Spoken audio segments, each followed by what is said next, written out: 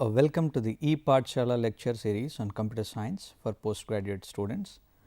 This is the sixth edition of in the lecture series on computer graphics and visualization. So, today let us recollect what we have already learned in this subject, and in the last session we talked about transformations, the basic transformations, the translation, rotation and scaling. And let us continue the lecture series with the today's session on composite 2D transformations. To start with, composition is something like you are actually merging up a series of transformations. Composition is an important aspect of computer graphics. So, in this composition, what we do is we take a series of transformations and we combine them into what is called a composite. Okay. The advantage of having a composite is to multiply the initial coordinates, get the final coordinates straight away at one stroke. So, having a composite matrix is so advantageous, it reduces the number of matrix operations. If you recollect, we talked about homogeneous transformations and homogeneous coordinates and coordinate system. In homogeneous coordinate system, any transformation matrix is represented as a 3 by 3 matrix. So, if you recollect, the translation matrix, the rotation matrix and scaling matrix represented in homogeneous coordinates, it has got 3 coordinates and it is a 3 by 3 transformation, each is a 3 by 3 transformation matrix. So, what we are going to do here is, in the real world scenario, we have more than one transformation that is applied on an object in succession. So, at very high speeds, more than one transformation is applied on objects. For example, if you take the Tom and Jerry like cartoons, if you take say animation movies, the famous animation movies. So, many transformations happen in succession. For example, a translation happens, a rotation happens, a kind of shape change happens, a kind of say reflection happens, a kind of what is called a scaling happens. So, many of the transformations are applied in a succession on the same object. So, let us see the advantages of these composite transformations. So, like the fundamental advantage is it reduces the number of matrix operations, and another major advantage is it avoids intermediate storage. So, whenever you have to say, for example, whenever you perform a transformation, you store the result in an intermediate storage, say for example, in a memory storage, and again use that for the next transformation and store the intermediate result somewhere. So, till you finally finish all your transformations. So, then doing so, instead of doing that, here what we are doing is we will be performing a composition of all these transformations, and then we will be getting a composite matrix, multiply the initial coordinates, get this final coordinates straight away. That is the fundamental advantage. So, let us look at the first example that talks about a composite transformation. The example is about two successive translations. Assume that you have to perform two successive translations, that is a translation and again a translation. So, let T1 be the first translation with the components Tx1, Ty1, let T2 be the next translation Tx2 and Ty2. So, now a point P is there on which these two translations are applied in succession. So, now what will be the end result or what will be the end coordinates? For that what we do is, you can see here as the solution starts with, first T1 is applied on P as T1, Tx1, Ty1 multiplied with the point P. So, we know that in homogeneous coordinate system, a point P is represented as x comma y comma 1. Okay. So, the translation matrix T1, whose components are Tx1 and Ty1 multiplied with the matrix P with the point P, which is a matrix, gives another 3 by 1 matrix. Okay. So, what we did is what we wanted to do now is we have to apply T2 again on the result. So, that is, see this curly braces here in the second step, P dashed is equal to the final coordinates are T2, Tx2, Ty2 multiplied with T1, Tx1, Ty1 multiplied with P. Please focus on the curly braces, the red ones. The red ones indicate that first T1 is applied on P, and on the result, so which is a 3 by 1 matrix, we are applying T2, and the final result is stored in P dashed. Now, if you see this step here, that is, we are writing the same equation, but with just the braces alternatively placed. You see this curly braces here, the red ones particularly. In the previous slide, we have the red curly braces for the T1 into P, for T1 into P, and now we have just altered the curly braces so that P is independent and kept aside, and T2 and T1 are multiplied, and the resultant is what is called the composite matrix. And first do this multiplication, then multiply the resultant with P, straight away get the P dashed. So, the essence of this is to perform a series of transformations, basically here translations, and the resultant is actually a composite transformation matrix, and that is multiplied with the P to get P dashed. So, if you see the matrix equivalents for this notation, P dashed is x dashed y dashed 1 in homogeneous coordinates is equal to 1 0 T x 2, 1 0 1 T y 2 and 0 0 1 multiplied with another matrix T 1, 1 0 T x 1, 0 1 T y 1 and 0 0 1 multiplied with the point x y 1. Keep the point x y 1 aside, just multiply these two transformation matrices, what you get is the composite matrix. The composite matrix is just exactly looking similar to that of a translation matrix. Now, with the third column having two terms, which are the addition of the two x components and addition of two y components.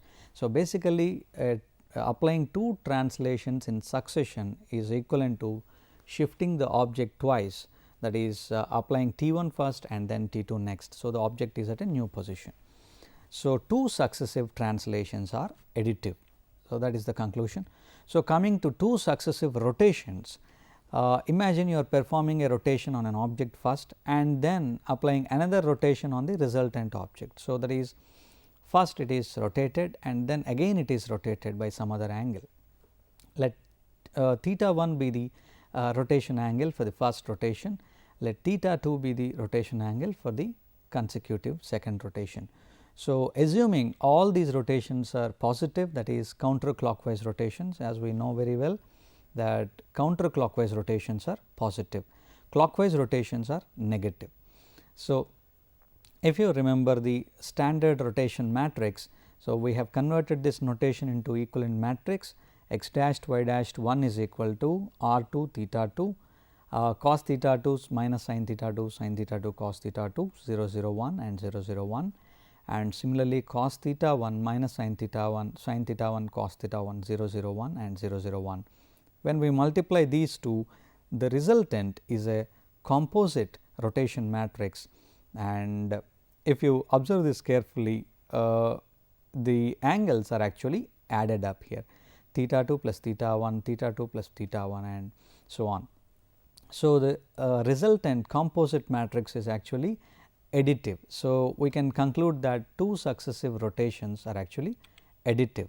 So, in the previous case we did two successive translations, they are also additive, and two successive rotations are also additive. And one important thing is that you should observe this reversal of transformations that are applied. First it is R1, then it is R2. When you are writing them in an order, it is R2 into R1 into P. So, please understand that because we are performing first R1 on P and then R2 on P. So, R2 into R1 into P. So, that is the sequence. So, similarly that if we look at two successive scaling operations, if we want to perform, that means you are scaling an object first and on the resultant scaled object you are performing again another scaling, say S2. So, S2 and S1. So, this should be actually S2, this is S1, sorry, this is again this has come as S2, can correct this as S1. So, let S1, Sx1, Sy1 be the scaling matrix first applied on P, and on the resultant we are applying S2. So, this can be written as S2 into S1 into P. So, you can make the correction here, this is S1. Okay. So, Sx2 0 0 0 Sy2 0 0 0 1 Sx1 0 0 0 Sy1 0 0 0 1 into Xy1. Just keep this aside, the point aside, multiply the two transformation matrices. What you get is a composite, but unlike the previous cases, the composite transformation matrix for two successive scaling operations is actually multiplicative. That means, the two scaling factors actually get multiplied. So, the resultant is a scaling matrix whose coefficients are whose values are multiplicative, scaling values are multiplicative. So, that is about basic basic operations that we have performed, two successive translations, two successive rotations and two successive scaling operations we have performed. But in the real scenario, we generally do a series of transformations, and they are generally more in number. Okay. So, let us take a scenario which we call this as a complex transformation. Let us take the example of general pivot point rotation. We can understand this as a complex transformation, because we know translation, we know rotation and we know scaling. These are basic ones, and anything other than that is a complex transformation. We can call that as complex, and later we can break that up into a series of simple transformations, and then we can combine them as composite, and the composite matrix represents actually the complex transformations. So, that is what is the sequence in which we go to solve these problems. So, let us look at the example general pivot point rotation. So, we understood from general rotation that rotation is performed about origin by an angle, by some angle. So, now let us assume that there is some other point in space or some other position in space about which we are going to rotate our object. So, how do we do that is, if you look at this sequence of steps that we are going to perform, imagine there is an object like a triangle, and a pivot point position other than origin is chosen here for rotation. So, let x r comma y r be the pivot point position, which is any position other than origin. Now, our aim is to rotate the object of interest about this point. So, for this what do we do is, we first translate the pivot point so that it coincides with origin. So, the first step is a translation step. So, we are physically moving the point, a pivot point, so that it coincides with origin, and then we are performing rotation with respect to origin. So, because we are aware that a rotation with respect to origin has got the standard matrix cos theta minus sin theta cos theta 0 0 1 and 0 0 1. So, we know that general rotation, that is the origin rotation with respect to origin. So, we can simply use that matrix for rotation here, and in the third step we are actually putting this pivot point back at its original position. So, in the first step we are translating the pivot point, one translation step, one rotation with respect to origin, and then one retranslation, that is put it back at its original position. So, if we convert these three steps into equivalent matrices, what we get are three different matrices, and when we multiply them together we get what is called a composite matrix, and that composite matrix represents the complex transformation of general pivot point rotation. So, let us take the notations, and the first transformation is represented as translation T of minus x r and minus y r. So, that means we are actually making it, that is shifting the point so that it coincides with origin, and rotation theta. So, always we assume that rotations are positive unless and otherwise explicitly mentioned, like they are clockwise rotations. So, all rotations are understood to be positive. Okay. Rotation with respect to origin is then performed by an angle theta. So, there is r of theta and by the desired angle and again put it back at its original position, which is translation x r comma y r. So, if these three are written in notation form, now you see this equation here, the new position or the point after performing a rotation for an object about a general point in space is given by the equation translation x r y r multiplied with rotation by an angle theta multiplied with translation minus x r y r. You must observe that when the steps are written in the previous order like 1, 2, 3, but here they are written just in the reverse order. You should note that carefully.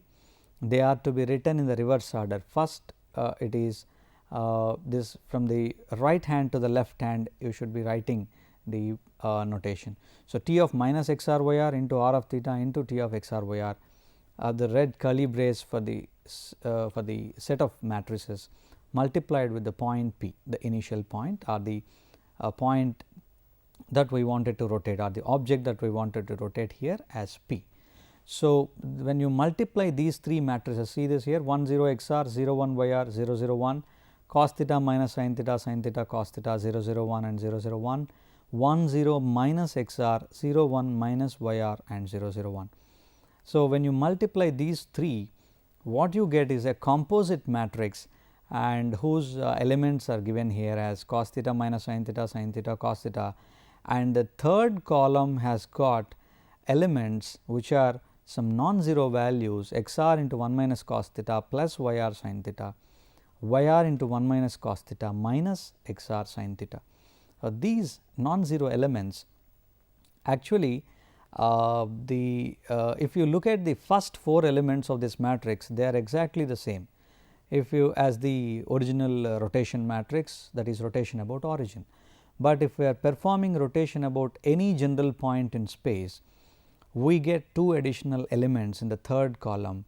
Generally, elements in the third column correspond to translation. That means, the point not only the objects not only get rotated about the pivot point, but also get translated by the amount proportional to these 2 elements. That is, one element corresponds to the x direction, the other element corresponds to the y direction. So, that is there is a shift, not only there is a rotation, there is also a shift.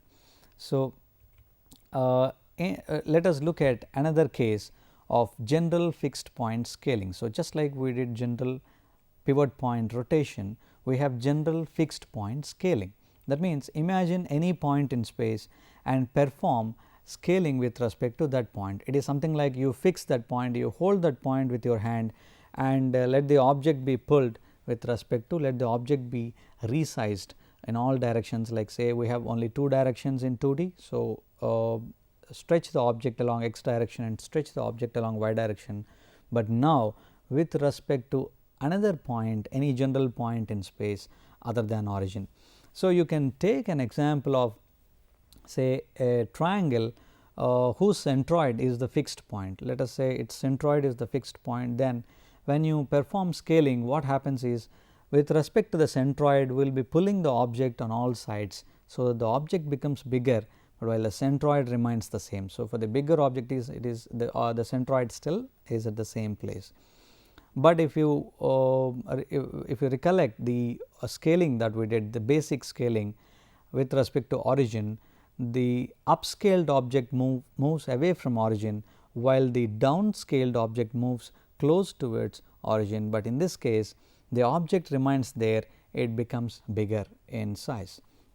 So, the effect is what is called a general fixed point scaling. Let us call this as a complex transformation. Let us break this up into a series of simple transformations and then let us make a composite of it, and the composite represents the general fixed point scaling. So, if you look at these scaling diagrams here, general scaling, imagine the fixed point is x f and y f with respect to which we would like to scale this triangle, and the first step is to translate the fixed point such that it coincides with origin. So, it is a translation, simple translation. Then with respect to the origin, we are actually scaling it. That means, you can upscale or you can downscale. Here in this example, it is downscaled, and the third step, put it back at the original position, put the fixed point at its original position. So, a translation as scaling and then again retranslation. So, put it back at its original position. So, if we write equations, that is notation representation for this, the first step is t minus x r minus y r, second step scaling s, s x, s y, the third step x r, y r. So, that is our x f, y f or x r, y r both mean the same here, just it is a notation. So, you can correct this as x f and y f here and x f and y f, just for a change from rotation. So, the final equation for general fixed point scaling is given by p dashed is equal to t x f y f into multiplied with scaling s, s x, s y multiplied with translation minus x f minus y f. So, see always the red curly brace, the whatever is in the braces is a set of transformations which are to be composited. So, when we multiply all the three, what we get is a scaling matrix S x 0 0 S y and two more non-zero elements in the third column x f 1 minus S x and y f 1 minus S y. So, that is how we get the composite matrix. So, this composite matrix represents the general fixed point scaling. That means, you can perform scaling with respect to any general point in space. So, here if you take origin as your fixed point, for example, so x f and y f become 0 and 0. So, now the elements in the third column become 0 and 0. So, that is how this is a more generic matrix for scaling. So, let us take another example here for composite transformations. General scaling directions. So far, scaling is being performed one along the x direction, the other along the y direction. So, we have two scaling factors S x and S y all the time. So, that means, whatever object is of interest we have with us. So, we will be scaling it along x direction and you will be scaling it along y direction as well. So, here we can also imagine scaling to be being done or can be done along other directions also. So, let us take two mutually perpendicular directions as shown here in this slide, S 1 and S 2, which are actually mutually perpendicular, but not along x and y directions, not along the standard coordinate directions. So, now there is a square. The square is an object on which we are applying a scaling transformation, and the scaling is not done now along x and y, but instead along two other mutually perpendicular directions S 1 and S 2. So, that means along diagonal. So, see the scaling factors here, S 1 is 1 and S 2 is 2. So, that means S 1 is 1 means along S 1 direction there is no scaling. So, the size should remain the same. Along S 2 direction the size is double.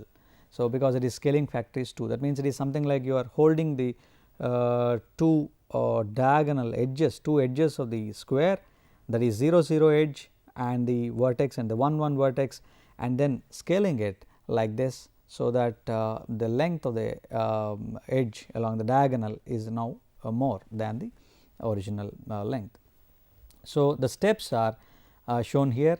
How do we go with it? Let us call this a complex transformation. So, our aim has always been to take a complex transformation, break that up into a series of simple transformations, and then take a composite of that and then multiply the original coordinates, get the final coordinates. So, the first step is to rotate the two scaling directions such that they align with coordinate directions. So, the first step is to rotate S 1 and S 2 directions, they are already mutually perpendicular. So, rotate them such that S 1 coincides with x and S 2 coincides with y. So, this rotation is intentionally taken as positive because it is counterclockwise rotation. So, by what angle you should rotate? So, the angle is evident here, the angle is theta. So, S 1 direction makes an angle theta with x axis. So, S 2 direction obviously makes an angle 90 minus theta with x axis. Let us rotate this. Is the first step is to rotate the two scaling directions such that they align with the coordinate directions, that is S1 aligns with x and S2 aligns with y. The second step is to perform ordinary scaling with respect to origin, and third step is to rotate that back. So, a rotation, a scaling, and then inverse rotation. So, the steps are shown here: r of theta, S S1 comma S2, and r inverse of theta. So, that is actually shown here in the notation, and in the matrix equivalents for this actually are shown in the next slide. Before we go to that, let us see what is going to actually happen to the shape. So, this is the square, and this is actually a 0 0 1 1, it is a unit square, a standard unit square, and now you are performing scaling on this object along two mutually perpendicular directions S1 and S2. The scaling factors along S1 is 1 and along S2 is 2, and theta is 45 degrees. So, what happens actually is, look at the resultant shape. The resultant shape is actually like a parallelogram, and it is slightly up, and is not actually, the bottom edge is not touching the x axis, it is slightly above that, and the coordinates of the except 0 0, all the other coordinates got changed for the other vertices, other 3 vertices. The 1 1 vertex has become 2 2 now, because it is twice is the scaling factor along that direction, but along the other 2, that is the other 2 vertices have become 1 by 2 comma 3 by 2 and 3 by 2 comma 1 by 2. So, this is the effect of this is actually a change in shape. So, that is what we have achieved here at the end. So, if we take an example, let us take an example problem that we can solve easily. Consider a triangle at 2 comma 2, 10 comma 2 and 2 comma 10. So, the 3 vertices of a triangle are given. Now, perform the following transformations in succession and find the resultant vertices. Now, our aim is to perform these 2 transformations on the triangle and then find the resultant position. So, the first step is to scale with respect to 2 comma 2, that means the 2 comma 2 is the fixed point with respect to which now you will be scaling the object, which is by scaling factors 2 comma 2, and the next step is rotate by 90 degrees counterclockwise. So, P dashed is equal to r of 90 into S 2 comma 2. So, we always write that in the reverse order, and the first step is scaling with respect to fixed point, which is 2 comma 2. For that, the transformation matrix is 2 0 and x f into 1 minus S x. If you remember, x f into 1 minus S x and 0 S y, y f into 1 minus S y. If you remember the scaling matrix, that is with respect to any general point in space that we have just derived before, we have got the matrix S x 0 0 S y, x f 1 minus S x, y f 1 minus S y 0 0 1. So, that is what we have applied here, and we got a, if you are not able to remember this, what you can do is translate the fixed point 2 comma 2 to the origin, that means minus 2 to t of minus 2 minus 2, then perform ordinary scaling, that is these 2 elements are 0 0, the scaling factors are 2 2, and perform a retranslation. You can do these 3 and still you get the same matrix as that of the fixed point scaling matrix. So, if you do not remember in any case the general fixed point rotation matrix, you can take these steps in 3 steps and multiply, get a composite, and that represents the same matrix. And next step is to perform a rotation. So, rotation is 90 degrees counterclockwise, and so what we get is a standard rotation with respect to origin, and we know the angles, that is 90 degrees is the angle, and cos theta minus sin theta cos theta 0 0 1 0 0 1. We got a resultant matrix here for rotation, and the last step is to multiply the scaling matrix, multiply the rotation matrix, get the final composite. So, do not do anything to the triangle, just get the composite matrix, and the next step is to take each vertex of the triangle, multiply with the composite matrix, get the new vertex. Take each vertex one by one. There are 3 vertices. Take the first vertex, say 2 comma 2, and because that is actually you are getting minus 2 2, and the second thing is 2 comma 10, and the next thing is that is the equivalent. So, multiply here the 2, 10 and 1 with the composite matrix, you get minus 18 2. Take the third vertex 10 2 and multiply with the composite matrix, get the third vertex, new vertex here minus 2 18. So, this is how you should be solving problems. So, now we have learned here a simple sequence of steps to solve complex transformations, like take a complex transformation, break that up into a series of simple transformations, and then multiply the simple transformations in the reverse order, get a composite matrix, and have the composite matrix with you, take each vertex, multiply with the composite matrix, get the new vertex. So, that is what we have learnt in this module. So, we have learnt how to perform composite transformations. We have also have seen examples on how to perform what is called complex transformations by simply decomposing them into simple steps and then getting a composite and then solving problems. So, you can solve any number of problems, you can take simple exercises and solve problems, and you can try for yourself all this. Thank you.